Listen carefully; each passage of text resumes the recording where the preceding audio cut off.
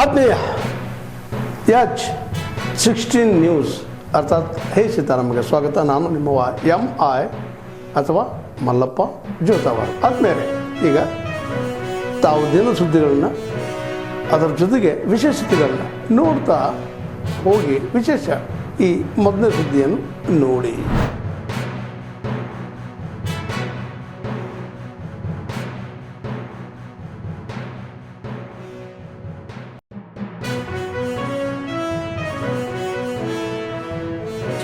ऐसा है कि जो बल्क सेल है वो शिफ्ट हुई है रिटेल के ऊपर और प्राइवेट ऑयल मार्केटिंग कंपनीज़ की सेल भी रिटेल आउटलेट पर शिफ्ट हुई है.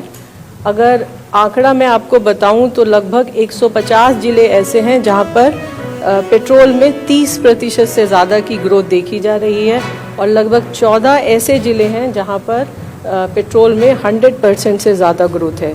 इसी तरह डीजल के संबंध में 156 ज़िले ऐसे हैं जहां पर 30% से ज़्यादा ग्रोथ है और 6 ज़िलों में लगभग 100% से ज़्यादा ग्रोथ है. प्राइवेट ऑयल मार्केटिंग कंपनी की सेल में लगभग 38% की गिरावट है डीजल के संबंध में मैं बता रही हूँ. और इसी तरह ऑयल मार्केटिंग कंपनीज़ के भी बल्क डीजल सेल में लगभग 29% की गिरावट देखी जा रही है.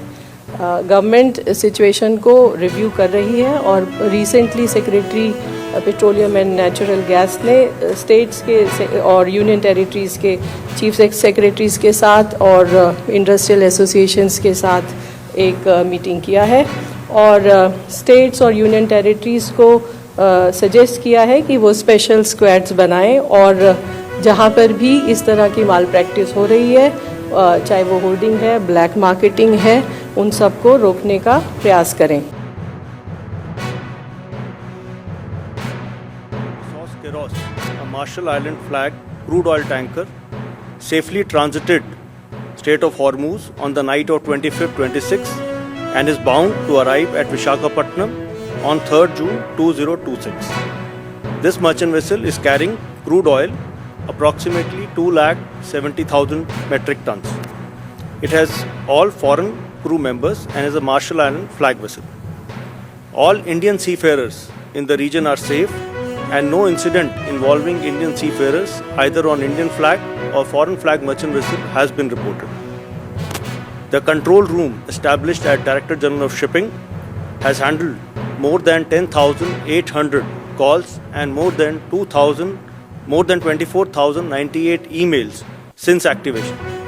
In the past 96 hours, a total of 500 calls and 1,332 emails have been received from seafarers, their families and maritime stakeholders. The Ministry, through the Directorate General of Shipping, has facilitated the safe repatriation of more than 3,422 Indian seafarers so far, including 47 in last 96 hours from various locations across the Gulf region.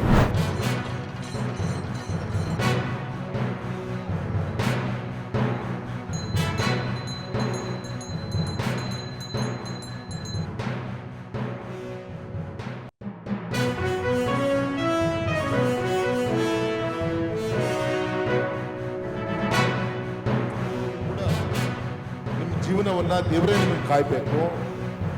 ಮೊನ್ನೆ ನಡೆದಂಥ ಕೇರಳದಲ್ಲಿ ನಡೆದಂಥ ಘಟನೆ ಅಲ್ಲ, ಇದರಲ್ಲಿ ಭಟ್ಕಳದಲ್ಲಾಗಿತ್ತು.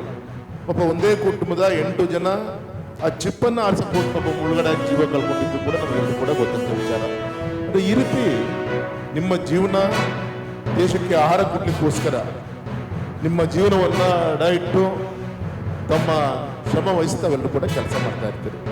ಹಾಗಾಗಿ ನಿಮ್ಮ ಸ್ವಾಭಿಮಾನ ಬದುಕಿಗೆ ಬೇಕಾದಂಥ ಮೂಲಭೂತ ಸೌಕರ್ಯಗಳನ್ನು ಒದಗಿಸಬೇಕಾಗಿರೋದು ಚುನಾಯಿತ ಪ್ರತಿಗಳ ನನ್ನ ಕರ್ತವ್ಯ ಅಂತೇಳಿ ಹೆಮ್ಮೆಯ ಪ್ರಧಾನಮಂತ್ರಿಗಳು ಈ ಎಲ್ಲ ಯೋಜನೆಗಳನ್ನು ಚಿಂತನೆ ಮಾಡಿ ದೆಹಲಿಯಲ್ಲೇ ಕೂತು ನಮ್ಮ ಮೀನುಗಾರ ವಾಸ ಮಾಡ್ತಿರುವಂಥ ಅಕ್ಕಂಗಿಯರು ಸಂಜೆ ಹೊತ್ತು ದೇವರು ದಿಂಡ್ರು ಭಜನೆಗೆ ಸೇರುವಂಥ ಒಂದು ನೆರಳು ಬೇಕಲ್ಲ ಅಂಥೇಳಿ ಈ ಮಲ್ಟಿಪರ್ಪಸ್ ಹಾಲು ಇದಕ್ಕೆ 1 ಕೋಟಿ ರೂಪಾಯಿ.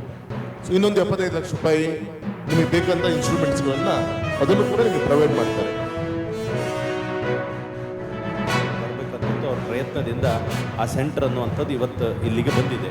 ನಮ್ಮ ಹತ್ತಾರು ಹೋರಾಟಗಳ ಜೊತೆಗೆ ಮೀನುಗಾರರ ಬದುಕು ಅನ್ನುವಂಥದ್ದು ನಾವೆಲ್ಲರೂ ಹೇಳುವಂಥದ್ದು, ಎಲ್ಲರೂ ಬೆಂಗಳೂರು ಹೊರ ಬೊಂಬೈಗೆ ಹೊರ ಅಂತ ಹೇಳಿದ್ರೆ ಮೀನುಗಾರರೊಂದು ಊರಲ್ಲಿ ಉಳಿತಿದ್ದಾರೆ, ಉಳಿಯಬಹುದು, ಯಾಕಂತ ಹೇಳಿದ್ರೆ ಫಿಶರೀಸ್ ಚೆನ್ನಾಗಿದ್ದರೆ ಅನ್ನುವಂಥ ಒಂದು ಮಾತಿದೆ. ನಿಧಾನಕ್ಕೆ ಅದು ಸಹಿತ ಎಲ್ಲೋ ಕರಗಿ ಹೋಗ್ತದೆ ಅನ್ನೋ ಭಯವೂ ಇದೆ. ಆದರೆ ಎಲ್ಲದರೂ ಒಟ್ಟಾಗಿ ಈ ರೀತಿ ಒಂದು ಪ್ರಯತ್ನ ಮಾಡ್ತಾ ಇರೋದ್ರಿಂದ ಇಂಥದ್ದೆಲ್ಲ ಅವಕಾಶಗಳು ಬಂದರೆ ಊರು ಸಹಿತ ಅಭಿವೃದ್ಧಿ ಆಗುತ್ತೆ.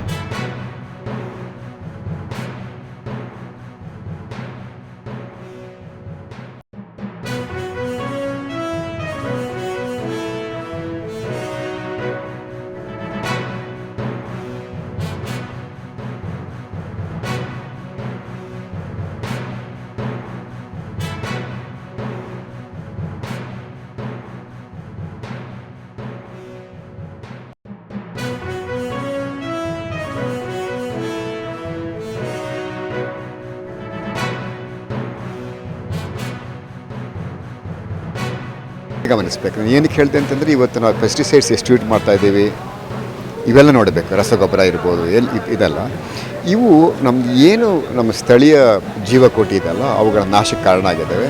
ಅವು ನೇರವಾಗಿ ಒಂದು ರೀತಿ ಪರೋಕ್ಷ ಅನ್ಬೋದು, ಬಟ್ ನಾನು ಹೇಳೋದು ನೇರವಾಗಿಯೇ ನಮ್ಮ ಇಲ್ಲಿ ಬೆಳೆಗೆ ಒಂಥರ ಮಾರಕ ಆಗುತ್ತೆ ಅಂತ.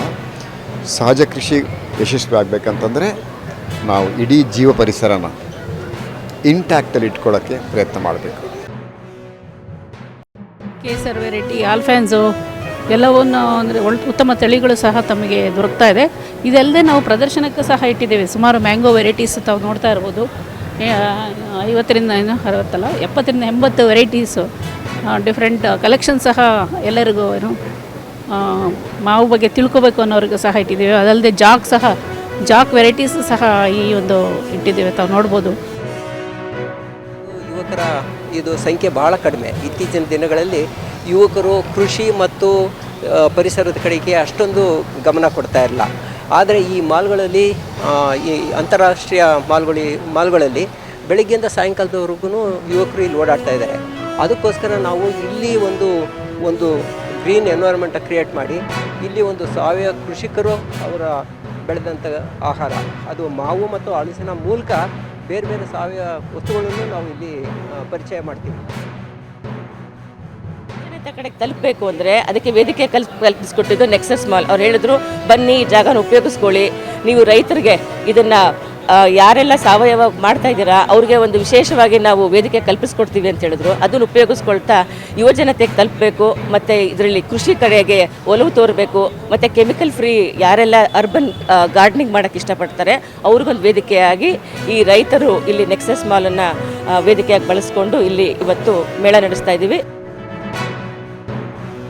ಬ್ರೋಕರ್ಗಳಿಂದ ಎಕ್ಸ್ಪೆಷಲಿ ಹೈಯರ್ ಇರುವಂಥ ತುಂಬ ಸಮುದಾಯಗಳಿಗೆ ಅದು ಸಿಗ್ತಾ ಇಲ್ಲ. ಅದು ಬ್ರೋಕರ್ಗಳ ಹಿಡಿತದಿಂದ ಹಾಳಾಗ್ತಾ ಇದೆ. ಹಾಗಾಗಿ ಇವತ್ತು ಏನು ಮೈಸೂರಿನಲ್ಲಿ ಮುಖ್ಯವಾಗಿ ನೆಕ್ಸಿಕ್ ಮಾಲ್ನಲ್ಲಿ ನಮ್ಮ ಆರ್ಟಿಕಲ್ಚರ್ ಡಿಪಾರ್ಟ್ಮೆಂಟು, ಜೈವಿಕ್ ಸೊಸೈಟಿ ಮತ್ತು ನಮ್ಮ ರೈತರ ಮಾರುಕಟ್ಟೆಯವರು ಸೇರಿ ಮಾಡ್ತಾ ಇರುವಂಥ ಈ ವಿಭಿನ್ನವಾದಂಥ ಎಸ್ಪೆಷಲಿ ನೈಸರ್ಗಿಕ ಮಾವು ಮತ್ತು ಹಲಸು ಮತ್ತು ಸಾವಯವ ಉತ್ಪನ್ನಗಳ ಮಾರಾಟವನ್ನು ನೇರವಾಗಿ ಬೆಳೆದಿರುವಂಥ ರೈತರುಗಳೇ ತಂದು ನಾಗರಿಕೆ ಮಾಡ್ತಾ ಇರೋದು ಒಂದು ಹೈಟೆಕ್ ಮಾರ್ಕೆಟನ್ನು ಇವತ್ತು ಬಿಲ್ಡ್ ಮಾಡಿಕೊಟ್ಟಿದ್ದಾರೆ.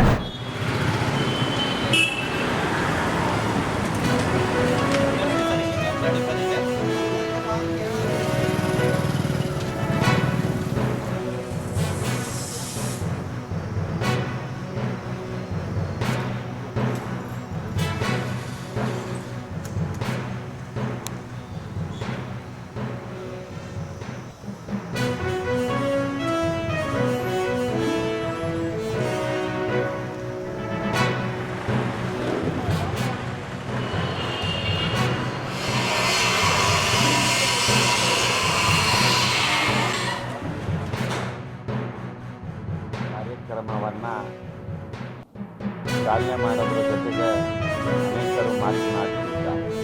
ತಮಗೆಲ್ಲ ತಿಳಿದಂತೆ UBDD 1951ರಲ್ಲಿ ಸ್ಥಾಪನೆ ಆಯಿತು. ಈ ಕಾಲೇಜು ನಿರ್ಮಾಣಕ್ಕೆ ಅಂದು ಬ್ರಹ್ಮಪ್ಪ ತವನಪ್ಪ, ದೇವೇಂದ್ರಪ್ಪ ತವನಪ್ಪ ಅಂತೇಳಿ ಎಂದು ನಾಮಕರಣ ಮಾಡಲಾಗಿದೆ. ಅಂದಿನ ಕಾಲಕ್ಕೆ ಕಾಲೇಜು ನಿರ್ಮಾಣಕ್ಕಾಗಿ 1.5 ಲಕ್ಷ ರೂಗಳನ್ನು ತಾವೆಲ್ಲ ಇಲ್ಲಿವರೆಗೆ ಸುದ್ದಿಗಳನ್ನು ನೋಡಿದಿರಿ, ಜೊತೆಗೆ ವಿಶೇಷ ಘಟನೆಗಳನ್ನು ಸಹ ನೋಡಿದಿರಿ. ಅದು ನಿಮಗೇನು ಅನ್ನಿಸ್ತು? ನಿಮಗೆ ಲೈಕ್ ಮಾಡಿರಿ, ಶೇರ್ ಮಾಡಿರಿ, ಕಾಮೆಂಟ್ ಮಾಡಿರಿ, ಜೊತೆಗೆ ಸಬ್ಸ್ಕ್ರೈಬ್ ನಿಲ್ಲಿಸ್ಬೇಡ್ರಿ. H16 ನ್ಯೂಸ್ ಅರ್ಥಾತ್ ಈ ಸಿದ್ದರಾಮಯ್ಯ ಸತ್ಯದ ಕೈಗೊಂಡು ವಂದನೆಗಳು.